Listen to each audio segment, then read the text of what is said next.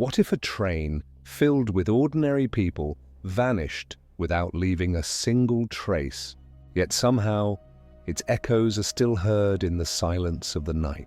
This is not a tale spun from pure imagination, but a story whispered through both official reports and the unnerving testimonies of those who swear they've heard the impossible.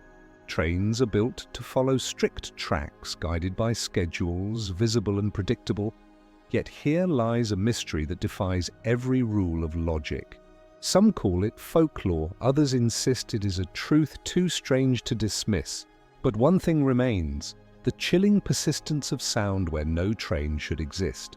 Tonight, we travel through a story where reality and myth blur, and where vanishing steel meets lingering echoes.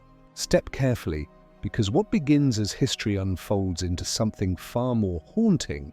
The world of forgotten rails. It began like any other day, a morning blurred by smoke and steam as the locomotive hissed against the cool air. At the crowded station, vendors shouted their last-minute offers, children tugged at their parents' coats, and passengers leaned out of the open windows, waving to those left behind. There was nothing extraordinary about the scene. It was the same ritual repeated countless times before. The wheels screeched once, then began to turn steadily, their rhythm picking up in perfect harmony with the whistle that cut through the air. Conversations grew muffled, swallowed by distance, as the train rolled past familiar streets and out into the countryside. For those watching, it was a moment of routine, a train setting off on its scheduled journey, carrying laughter, letters, and lives. But the train would never reach its destination. Hours later, families waited with expectant eyes, searching for a plume of smoke on the horizon that never came. Station workers scanned their watches, puzzled at the delay. Then confusion hardened into disbelief as the minutes stretched into hours. Messages were sent along the line. Had the train passed? Was it held up by some accident? Yet every signalman, every railway worker along the route swore the same thing: no train had been seen since it left the departing station. The tracks lay untouched, the rails gleaming in the afternoon light, unbroken and unmarked by disaster. No twisted wreckage, no scattered luggage, no trace of smoke. The train had departed under countless eyes, and yet it had left no evidence of its journey afterward, as though it had been swallowed whole by the landscape. The townspeople whispered first in disbelief, then in growing fear. How could steel, iron, and dozens of souls simply vanish? Parents clutched the hands of children who had waved goodbye only hours before. Workers stared down the tracks that led into the distance, as if expecting the train to return from nowhere. Newspapers quickly seized upon the story, spreading it beyond the borders of the town, turning local confusion into national intrigue. Authorities moved swiftly, launching searches along every mile of track.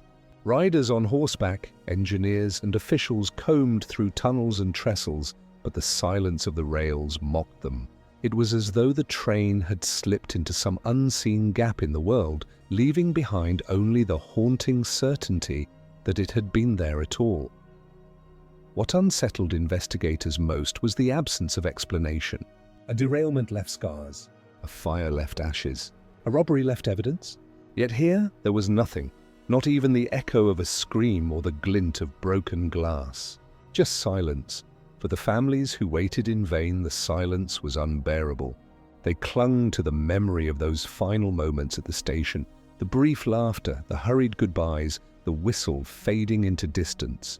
That was all that remained of their loved ones, echoes in memory, not in reality.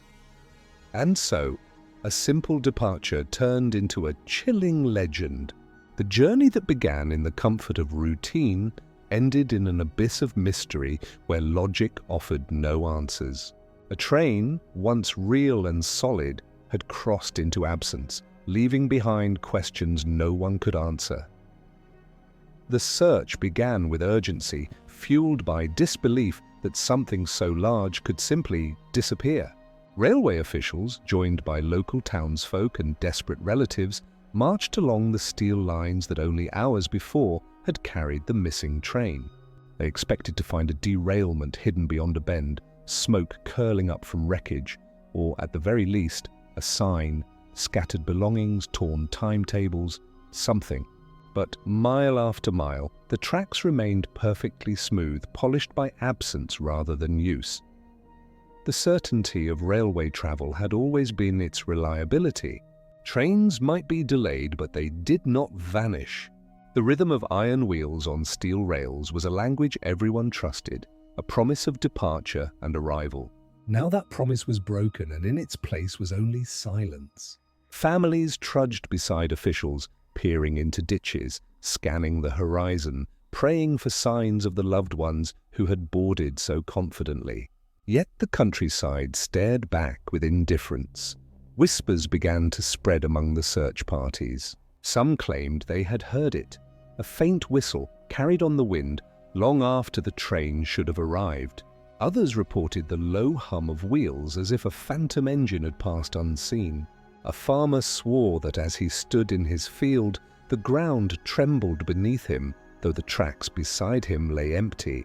At first, these accounts were dismissed as the nervous tricks of grief-stricken minds. But as the days went on, the number of witnesses grew too large to ignore. Investigators pressed forward, determined to uncover something solid. They scoured bridges and tunnels, their lanterns cutting through the dark.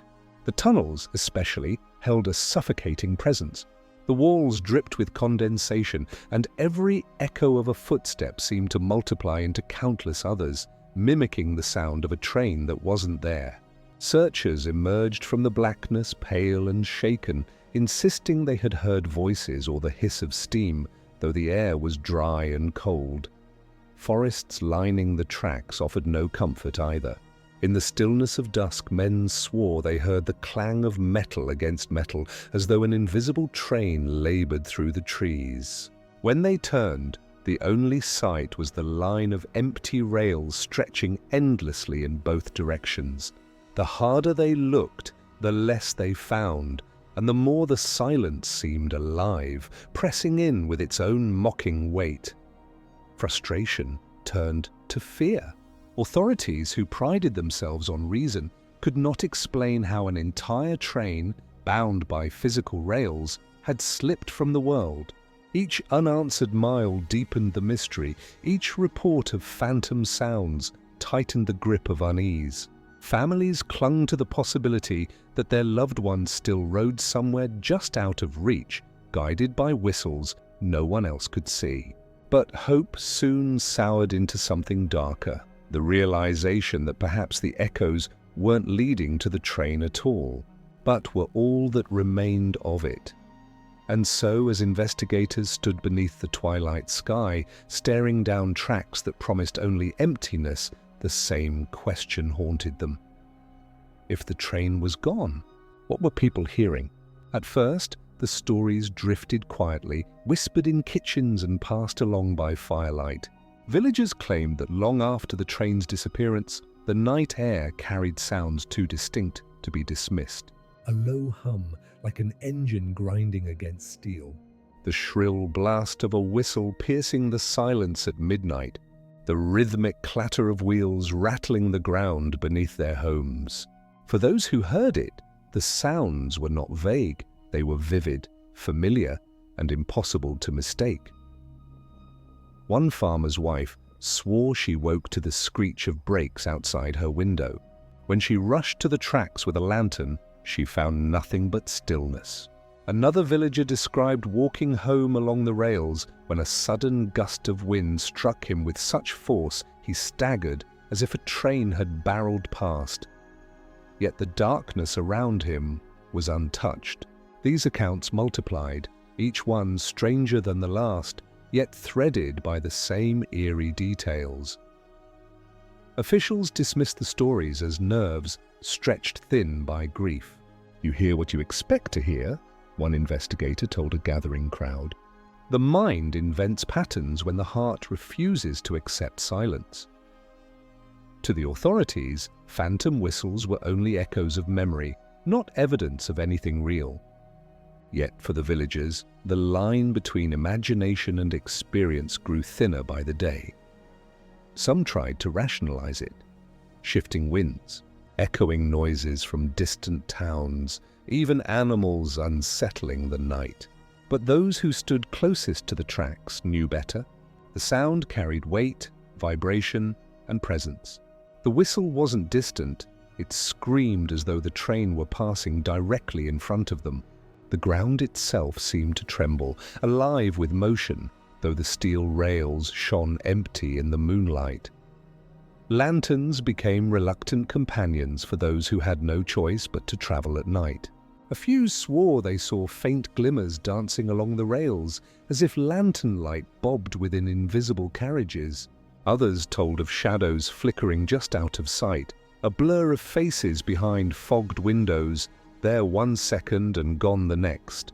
The more these stories spread, the more the tracks became a place to be avoided. Children were warned not to linger near them after dark. Farmers cut across fields rather than walk the familiar paths home. It was as though the railway, once a promise of connection, had turned into a border between the living and something else entirely. Still, not everyone feared it. Some dared to linger, testing their courage against the unseen. They described a cold pressure in the air, the sudden rush of wind as though drawn into the slipstream of a speeding train, and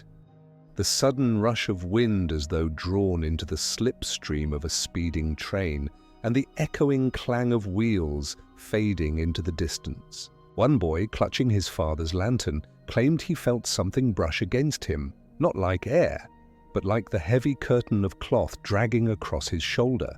He ran home screaming, refusing ever to set foot near the line again. By now, the townsfolk's fear had taken root deep enough to overshadow authority. Skeptics continued to dismiss the stories, yet even they began to step carefully when the night grew too quiet. The silence itself seemed to invite the echoes, as though the absence of noise created a space for something unseen to return. And then, one night, the whispers changed, because someone claimed not just to hear it, but to see it. Fog has always been a companion to railways, cloaking the landscape in shifting veils of white. But in this town, fog became something more, a curtain through which the impossible seemed to emerge. Villagers began to speak not only of sounds, but of visions, ghostly shapes sliding across the night.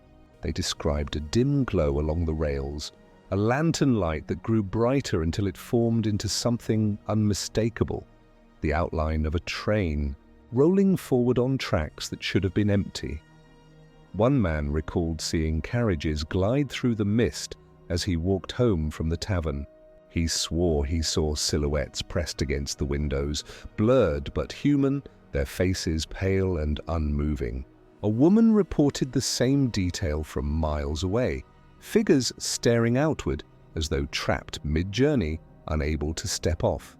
Their descriptions overlapped too neatly, each echoing the same unnerving vision: people aboard a train that no longer existed. Others recounted standing frozen as the ghostly locomotive thundered toward them, its horn bellowing with the same pitch as the missing train's final departure. They braced for impact, clutching at the ground, but instead of colliding, the entire apparition dissolved into the fog, leaving behind nothing but silence and trembling hearts. Some described the sensation of a breeze rushing past, as if an engine had truly passed through. Though the night air remained undisturbed, skeptics scoffed, claiming the witnesses were drunk, tired, or overly suggestible. Yet the reports kept coming, and with each testimony, the details became harder to dismiss. Always the same dim yellow lights flickering faintly through the mist. Always the same horn, distant yet deafening. Always the same faces in the windows, blurred, sorrowful, and impossibly still. These repeated details suggested a pattern too deliberate to be invented. The phenomenon was not limited to the locals. Travelers passing through told their own stories, unaware of the town's rumors, yet describing the same chilling events. One railway worker, hardened by years on the line, admitted to hearing the clatter of wheels as he inspected the track, only to look up and see a full train slide past him. He raised his lantern to signal, but the light shone directly through the carriages as though they were made of smoke. Within seconds it was gone. He never spoke of it again, save for one trembling confession to a colleague, who later spread the tale. The more the sightings grew, the more the community began to wonder if the train had truly vanished, or if it continued its journey in some fractured reflection of reality.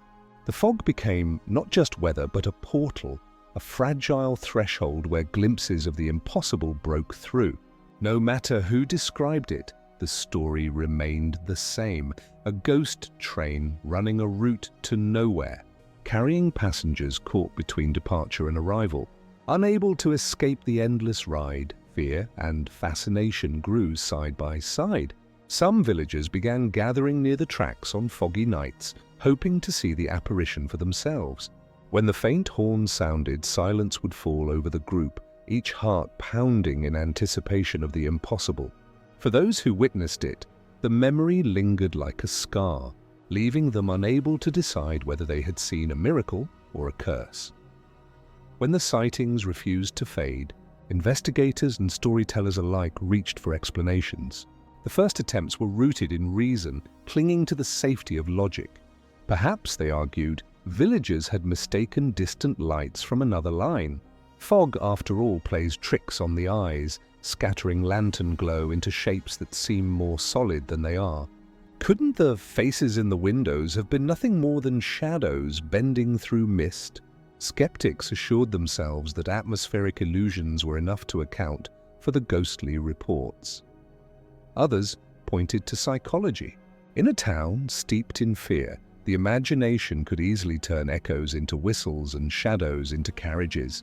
Grief, too, was a powerful sculptor of vision. Families yearning for answers might project their hopes and losses into the night sky, hearing the sound of a train because silence was too unbearable. The officials leaned on this explanation, dismissing the sightings as collective hysteria. Yet these rational answers felt too small against the weight of the accounts. Could hysteria truly synchronize details so precisely across different witnesses, strangers separated by miles but united by the same horn, the same blurred faces, the same sudden vanishing? Reason offered comfort, but it cracked under the repetition. And once those cracks appeared, stranger theories rushed to fill the void. Some whispered of dimensional slips, a possibility that the train had strayed off its track, not into the earth, but into some unseen fold of reality.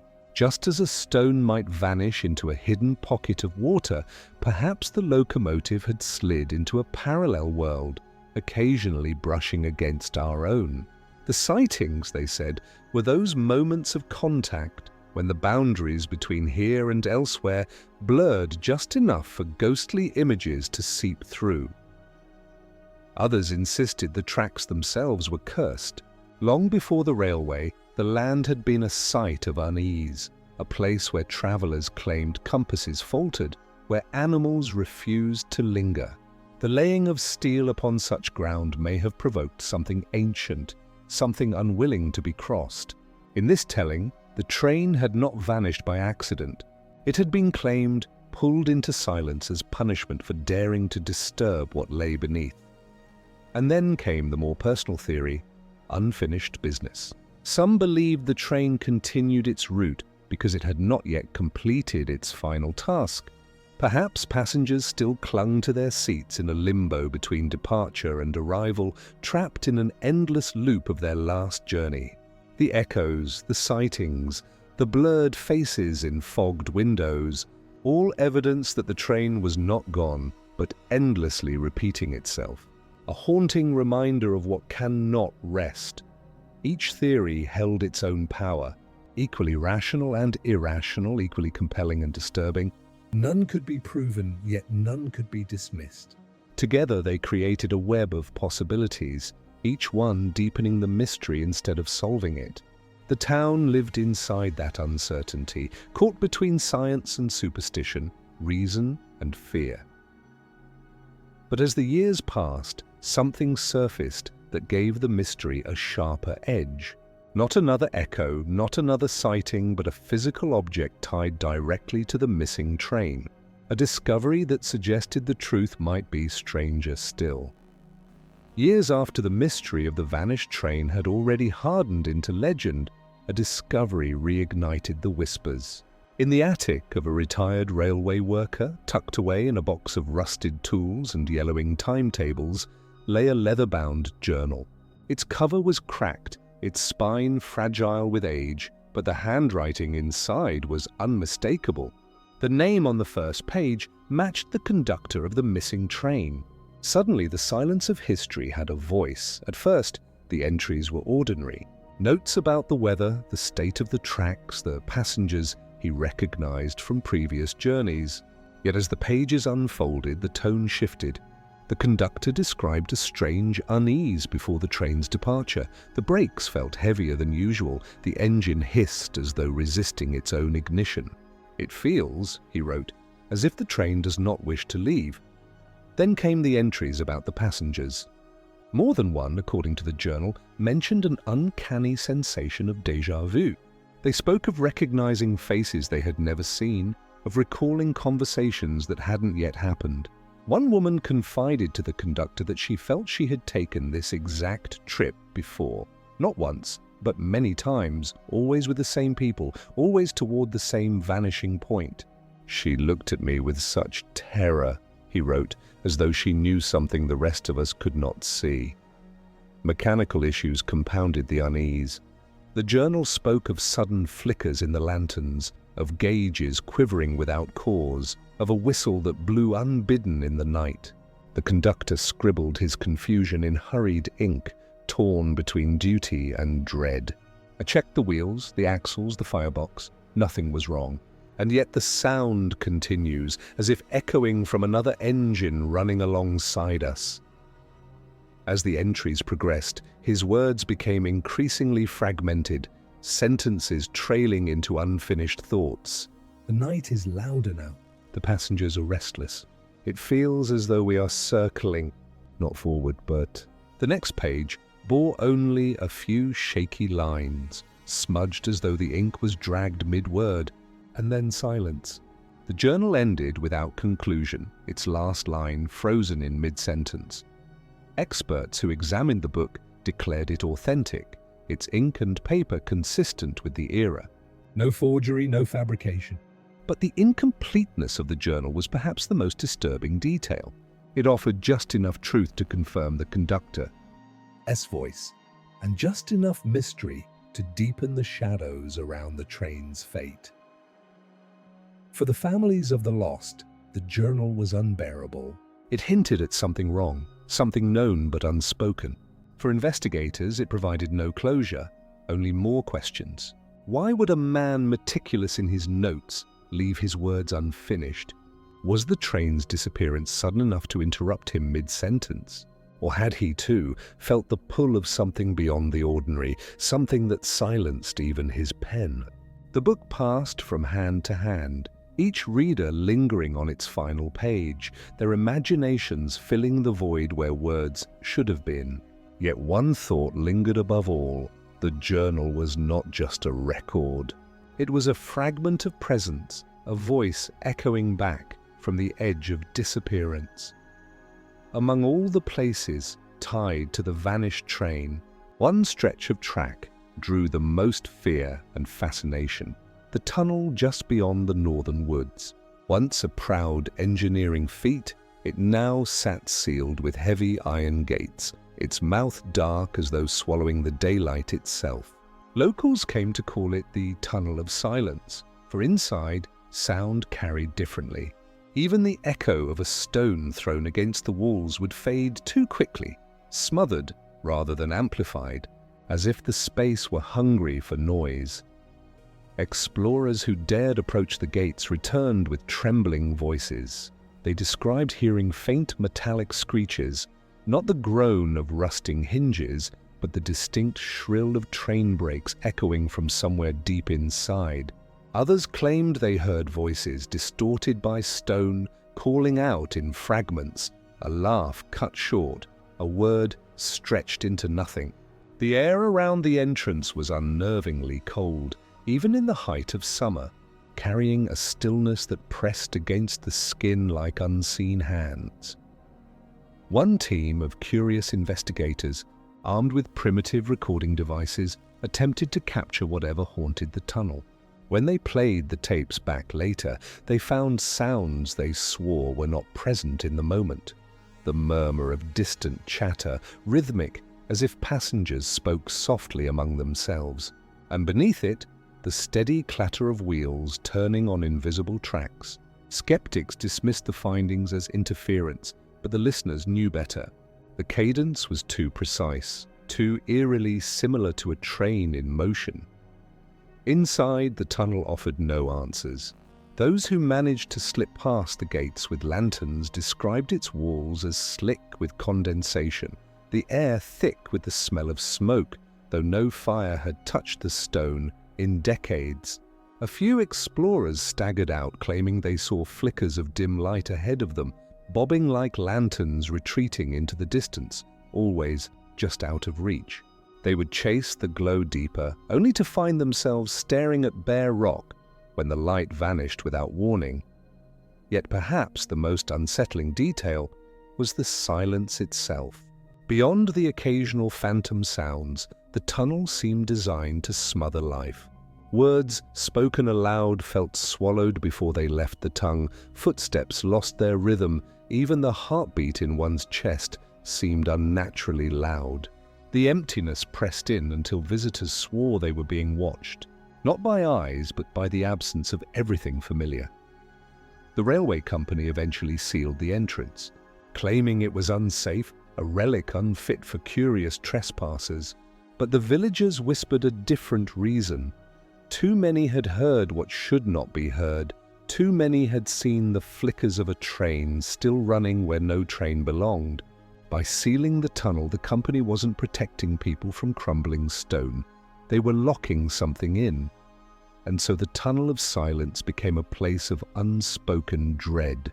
Children dared each other to stand near its mouth after sundown, their laughter breaking quickly into fear when the wind funneled through with a low moan.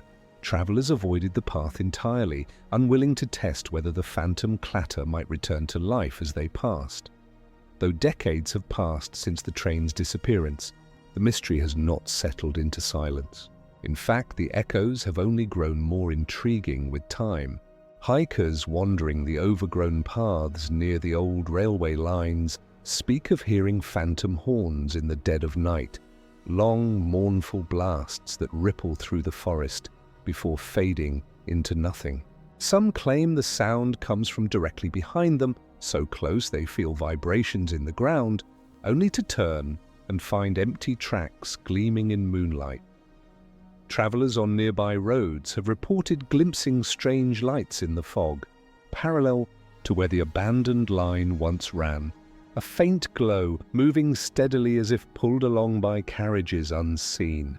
Train operators, too, have confessed to hearing what should be impossible, whistles identical to locomotives retired generations ago. One modern conductor admitted that while on a late-night run, he thought he saw a train approaching head-on. He braced for impact, but it dissolved into darkness before reaching him. Technology has added fuel to the fire. Amateur investigators armed with recorders have captured strange audio, faint rumbles, the clatter of wheels, even snippets of voices drowned by static. One recording, analyzed repeatedly, features a distinct horn that railway experts confirmed matched a model engine long decommissioned. Critics argue these are tricks of the environment, echoes bouncing off hills, wind whistling through rusted structures. But those who have stood on the tracks in midnight silence argue otherwise. The sounds carry intention. They feel alive. Mystery forums online are littered with debates. Some users insist the recordings are hoaxes designed for clicks, while others swear by their authenticity, pointing to the consistency of reports across time and place. Patterns emerge, the sounds peak around anniversaries of the disappearance, and the echoes are strongest near the infamous tunnel. Conspiracy theories flourish, suggesting cover-ups, supernatural loops, or even experiments in reality gone wrong. Yet amid all the speculation, one fact remains solid. No one can fully explain why the echoes persist. The haunting has become a modern legend, drawing both skeptics and believers. Paranormal groups travel from far away to camp by the sealed tunnel, waiting for horns in the night. Documentarians set up cameras, hoping to glimpse the glow of phantom lanterns. Locals, though weary of outsiders, still share their stories in hushed tones. The wind that rushes past as though pulled by unseen carriages, the distant chatter that fades when you lean in to listen. The train may be gone, but its presence clings stubbornly to the land. For those who encounter it, the question is no longer whether the echoes are real, it is what they mean. Are they traces of history imprinted on the environment, sounds replaying endlessly like grooves in an old record? Or are they signs of something more unsettling, evidence that the train never truly left, that it continues its journey somewhere just out of sight? The story of the vanished train leaves us with more questions than answers, and perhaps that is what gives it its power. Steel and fire should not simply dissolve into nothing. Passengers should not fade into mist. Yet here we are, still speaking of it, still tracing its absence through echoes that refuse to die. The train vanished, but its echoes remain, persistent, insistent, as if reminding us that not all journeys are meant to end. Legends often grow from superstition, but this story feels different. It began with timetables, schedules, and eyewitnesses. Hard facts dissolved into eerie silence, leaving behind only fragments, phantom whistles, flickers of light, voices trapped in stone. Rational minds may lean on illusions, tricks of atmosphere, or grief-shaping imagination. Yet none of those explanations erase the overlapping testimonies or the recordings that continue to surface. The echoes persist because something deeper is at work, something that defies neat answers. Was it a tragedy, hidden from history by chance or by choice? Or was it something stranger, a dimensional slip, a cursed line, a journey caught between worlds? Perhaps the train never crashed, never ended, but simply shifted into a loop beyond our sight, repeating its path endlessly. If so, those blurred faces in the windows were not ghosts, but travelers forever mid-journey. Gliding just outside the edges of our reality, there is also a quieter possibility, more unsettling in its simplicity. What if the echoes are not supernatural at all, but the land itself remembering? Just as a place can hold on to scars, perhaps these tracks carry the memory of motion, replaying it endlessly. If so, the phantom horns are not the cries of lost passengers, but the Earth's own echo of an absence it cannot forget. The truth may never reveal itself, and perhaps it shouldn't. The story's power lies in its uncertainty, in its ability to haunt without resolution. Every theory, from hysteria to the paranormal, leaves space for fear and fascination to grow together. And in that space, the mystery continues to live. So when we speak of the vanished train, we are not only recalling an event, we are keeping alive the echoes of questions that cannot be silenced. It is less about a train lost to time and more about the reminder that some journeys resist closure. They linger, pressing against the thin walls of reality, whispering back to those willing to listen. And if you ever find yourself walking near forgotten tracks at night, pause for a moment. Let the silence settle, let the shadows shift. Because in that stillness you may hear it too, the distant horn, the clatter of unseen wheels, the low hum of a journey unfinished. Listen closely. Some journeys never stop echoing,